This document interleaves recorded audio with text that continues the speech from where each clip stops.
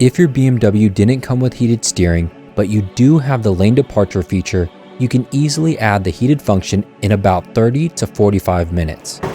First, you'll need to disconnect the battery since we need to remove the airbag and steering wheel. To make the airbag removal very simple, I found using a 6mm ball hex works perfectly. Place it into the hole on the bottom backside of the steering wheel and you should feel the spring holding in the steering wheel. With it pressed in, pull out the airbag, then do the same on the opposite side before disconnecting the airbag and moving it off to the side. Here's a better look at the spring holding in the airbag and the channel the 6mm hex travels in.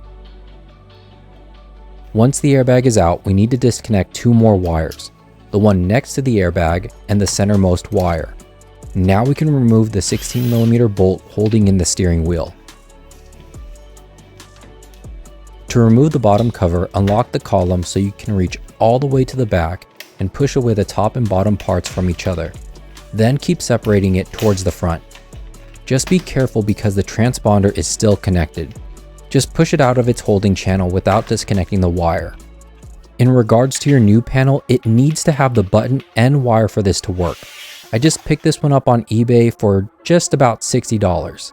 The wire will plug into the steering wheel module on the back side here, but first press in the transponder since it has more wire slack.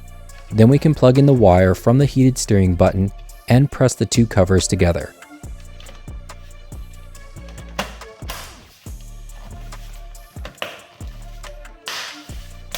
Then slide on the steering wheel, but don't force it. The notches on the spline should line up first. If you're not sure, double check as it should take very little effort here. Now thread on the 16mm bolt and torque it to 62 Nm, which can be tricky, but with one hand pushing the socket down and your legs holding the steering wheel in place, with a long torque wrench, it's a little easier. Next, plug in the three wires, and they're all different, so no chances of mixing it up here. To lock the airbag in, make sure the pins align to the holes with the spring, and you should feel it seat in before pressing it into place.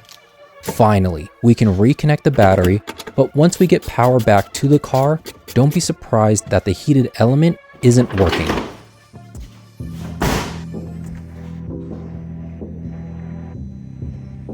Don't worry, it's only 4 codes that we need to change. So let's hook the car up to a battery tender, and to code the car we'll be using BIMR code along with a Bluetooth dongle. If you need one of these along with the part numbers, I'm going to leave everything down in the description. With the dongle connected to the OBD2 port, connect to BIMR code.